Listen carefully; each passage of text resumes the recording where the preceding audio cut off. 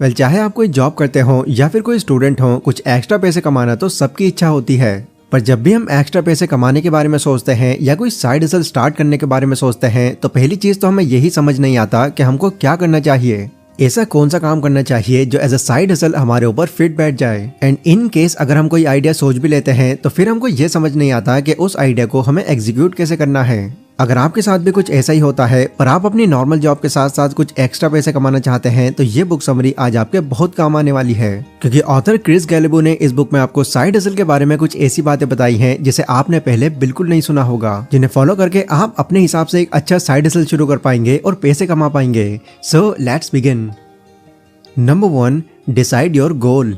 लोगों को लगता है कि एक साइड हसल शुरू कर देने से उनके अकाउंट का बैलेंस बढ़ जाता है या उनके इनकम का एक और सोर्स बन जाता है, जो कि यस सच भी है। बट साइड हसल से सिर्फ यही चीज नहीं होती है। लोगों के साइड हसल शुरू करने के अलग अलग रीजंस होते हैं। बेसिकली लोग साइड हसल 3 गोल्स को ध्यान में रखकर शुरू करते हैं, जिसमें मैक्सिमम लोगों का गोल अपने लोन की भरपाई करना होता है। जब वो अपने लोन की EMIs अपने नॉर्मल जॉब से पे नहीं कर पाते तो वो सोचते हैं कि अगर वो साइड हसल शुरू कर देंगे तो उनके पास एक एक्स्ट्रा इनकम सोर्स होगी जिससे वो अपना लोन आसानी से चुका पाएंगे। दूसरा, कुछ लोग वेकेशंस पर जाने के लिए या फिर ट्रैवलिंग करने के लिए साइड हसल शुरू करते हैं ताकि साइड हसल से उन्हें जो पैसे मिले उससे वो अपने शौक पूरे कर सके। And last but common goal यही होता है कि वो अपनी इनकम के साथ साथ कुछ एक्स्ट्रा पैसे कमा सके जिससे उनकी टोटल इनकम इंक्रीज हो जाए। ऑथर बुक में जैक नाम के एक लड़के के बारे में बताते हैं। वो कहते हैं कि जैक के ऊपर $2500 का लोन था और उस लोन को पे करने के लिए जैक ने एक अलग ही तरीका निकाला।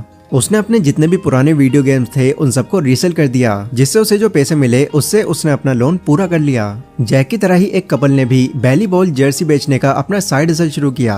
उनका गोल था एक ऐसा साइड हसल तैयार करना जिससे उन्हें कंटिन्यूअसली पैसे मिलते रहें। इसलिए अगर आप कोई साइड हसल शुरू करना ही चाहते हैं तो सबसे पहले ये डिसाइड कीजिए कि उस साइड हसल से आप अपना कौन सा गोल पूरा करना चाहते हैं, क्योंकि जब आपको आपके गोल के बारे में पता होगा तब आप उस गोल को पूरा करने के लिए एक प्रॉपर साइड हसल आइडिया सोच पाएंगे।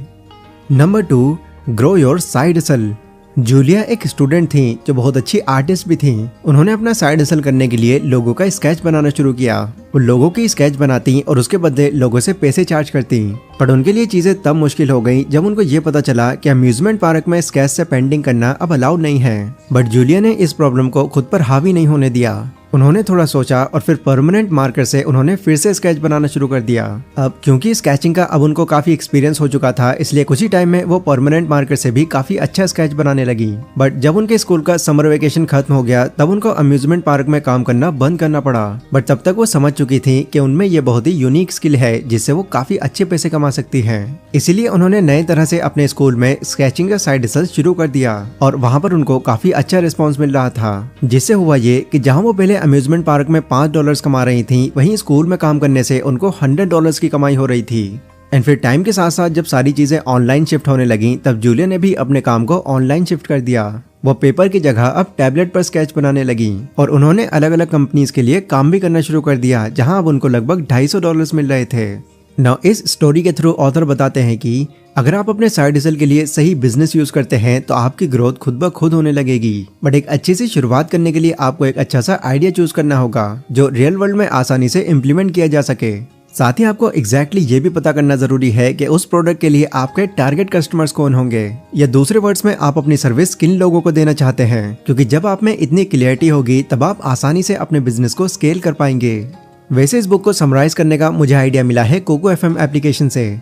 कोको FM इंडिया का एक लीडिंग ऑडियो बुक प्लेटफॉर्म है जो 1 करोड़ प्लस डाउनलोड्स और 4.5 रेटिंग के साथ साथ नॉन फिक्शन कंटेंट की एक बहुत बड़ी लाइब्रेरी है। एंड यहाँ पर आपको सिर्फ यही बुक नहीं बल्कि rich dad poor dad, think and grow rich, the magic of thinking big and atomic habit जैसी कई audio books and book summaries मिल जाएंगी। एंड वो लोग जिनको बुक पढ़ना ज्यादा पसंद नहीं आता उनको कोको FM एक मौका देता है अपना लर्निंग माइंडसेट डेवलप करने के लिए, क्योंकि इस एप्लीकेशन की मदद से आप हजारों ऑडियो बुक्स और बुक समरीज बहुत ही आसान तरीके से समझ सकते हैं और वो भी कम टाइम में। अब वैसे तो अगर आप यहाँ पर डायरेक्टली एक एनुअल प्लान चुनते हैं तो इसकी कॉस्ट पड़ेगी आपको 399 रुपीज। बट क्योंकि वो आज की इस वीडियो को स्पॉन्सर कर रहे हैं तो यहाँ पर आपको पहले 250 यूजर्स के लिए 50% ऑफ मिल जाएगा। बस यहाँ पर आपको DH50 नाम से ये कूपन कोड ऐड कर देना होगा, यानी सिर्फ 199 रुपीज में आप दुनिया भर की कई बुक्स को एक्सेस कर सकते हैं जो कि दिन के ₹1 से भी कम है। तो कोको FM का लिंक आपको डिस्क्रिप्शन में मिल जाएगा, इसको जरूर चेकआउट करें।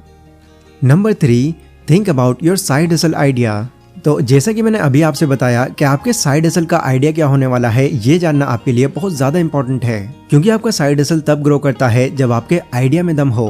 आपका आइडिया, आप एक तरह से ये कह सकते हैं, बिल्कुल बीज की तरह काम करता है। आपका बीज जितना अच्छा होगा, पेड़ उतना ही दमदार होगा। ऑथर एग्जाम्पल देते हुए कहते हैं कि अगर आप किसी कॉर्पोरेट ऑफिस में आइसक्रीम बेचने का काम शुरू करते हैं तो नो डाउट आपके टारगेट कस्टमर्स उस कंपनी के ऑफिसर्स और वर्कर्स ही होंगे। और इस बात में भी कोई शक नहीं है कि उस कंपनी के सीईओ से लेकर लो पोस्ट पर काम करने वाले लोग भी आप ही से आइसक्रीम खरीदेंगे, जिससे आपकी कमाई तो अच्छी होगी, लेकिन अनफॉर्चुनेटली आप अपने बिजनेस को और ग्रो नहीं कर पाएंगे, क्योंकि कहीं ना कहीं आपने अपने टारगेट को फिक्स करके रखा है, जिससे अपने साइड हसल को अलग अलग चीजों में ट्रांसफॉर्म अब आप नहीं कर सकते। इसलिए जब बात एक साइड हसल क्रिएट करने की होती है तो आपको कोई भी आइडिया चूज करने से पहले कई सारी बातें क्लियर करनी होती हैं। जैसे आइडिया सोचने से पहले आप ये अज्यूम कीजिए कि अगर आपका आइडिया एक साइड हसल बन गया तो उसका फ्यूचर क्या होगा। फिर आप ये सोचिए कि किस तरह से आप अपने आइडिया को बिजनेस अपॉर्चुनिटी में कन्वर्ट करेंगे। इन दोनों फैक्टर्स को ध्यान में रखते हुए अब आपको ये तय करना होगा कि आप अपना साइड हसल किसी मौजूदा आइडिया पर शुरू करना चाहते हैं या फिर अपने खुद के साइड हसल के लिए नए आइडिया ढूंढना चाहते हैं। अगर फाइनली आप कोई आइडिया चूज कर लेते हैं देन फिर आपको ये सोचना होगा कि इस आइडिया को एग्जीक्यूट करने में आपको किस किस तरह की प्रॉब्लम्स फेस करनी पड़ सकती हैं। तो इन सभी चीजों को आपको बहुत ही डिटेल में एनालाइज करना है, जिससे आपको ये अंदाजा हो जाएगा कि आपके साइड हसल के एक्सपेंसेस क्या क्या हैं और इसका प्रॉफिट मार्जिन कितना होगा। ये सभी चीजें क्लियर करने के बाद आपको एक ऐसा आइडिया मिल ही जाएगा जिसे आप अपने साइड हसल के तौर पर शुरू कर पाएंगे। Number 4, start researching on your idea. मान लेते हैं आपने बहुत ज्यादा एनालाइज किया और आपके माइंड में कई आइडियाज आ गए। अब आपको अपने सारे आइडियाज में से 3 बेस्ट आइडियाज को सेलेक्ट करना है, जिसके बाद आपको इन तीनों आइडियाज पर बहुत डिटेल में रिसर्च करनी है। मतलब आपको इनमें ये फिगर आउट करना है कि आपके आइडियाज की स्ट्रेंथ क्या है, इसमें वीकनेस कितनी है और आगे चलकर इसमें क्या अपॉर्चुनिटी है। दुनिया के सामने कॉकटेल का कॉन्सेप्ट देने वाले जैक एंड जोनस शुरू में सिर्फ एक अल्कोहल की डिस्टिलरी स्टार्ट करना चाहते थे, लेकिन जब उन्होंने अपने आइडिया पर रिसर्च करनी शुरू की तो उन्होंने पाया कि अल्कोहल की डिस्टिलरी करना इतना आसान नहीं है जितना उन्होंने सोचा था, और ना ही इसके रूल्स और रेगुलेशंस को इंडिपेंडेंटली फॉलो किया जा सकता है। इसलिए उन्होंने डिस्टिलरी बनाने का आइडिया वहीं पर ड्रॉप कर दिया और फिर घर में ही खुद के एक्सपेरिमेंट करके ड्रिंक तैयार करने लगे और लोगों को बेचने लगे, जहां तैयार होने के बाद लोगों को उनकी ड्रिंक काफी पसंद आई। देन फिर इसके बाद जैक एंड जोनस ने फाइनली दुनिया के सामने अपना कॉकटेल पेश किया। ऑथर कहते हैं कि जैसा इनके साथ हुआ है, इनके आइडियाज की तरह हमारे आइडियाज में भी कई तरह की रुकावटें आ सकती हैं। इसलिए आपको अपने साइड हसल में आने वाली रुकावटों और अपॉर्चुनिटीज को ध्यान में रिसर्च करते रहना बहुत जरूरी है। Number 5, profit and loss calculation. अगर आप अपने साइड हसल के तौर पर कोई बिजनेस शुरू कर रहे हैं या फिर कोई सर्विस देने के बारे में सोच रहे हैं, तो इन दोनों ही कंडीशंस में आपको ये देखना होगा कि आपके आइडिया से एग्जैक्ट आप कितनी कमाई कर सकते हैं और उस कमाई से क्या प्रॉफिट बन सकता है।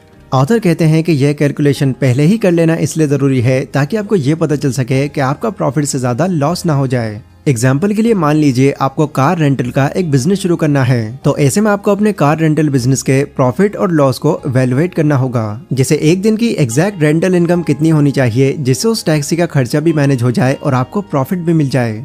ठीक वैसे ही अगर आप ऑनलाइन क्लासेस देने का काम करते हैं तो आपको क्लास की cost, number of students and sign up figures को सही से मेजर करना होगा, और इन फैक्टर्स में टाइम टू टाइम चेंजेस लाकर आप ये चेक कर सकते हैं कि आपके इस ऑनलाइन क्लासेस के बिजनेस में अलग अलग सिचुएशंस में आपको कितना प्रॉफिट बन सकता है। ऑथर कहते हैं कि आपके साइड हसल के लिए आप जो आइडिया सोचते हैं वो ठीक होता है, बट आप जब उसे मॉडिफाई करते हैं तब वो बेस्ट बन जाता है। तो एक अच्छा आइडिया सोचने के बाद आप उसे अपने साइड हसल में कन्वर्ट करके अपना काम शुरू कर सकते हैं और एक्स्ट्रा इनकम बना सकते हैं।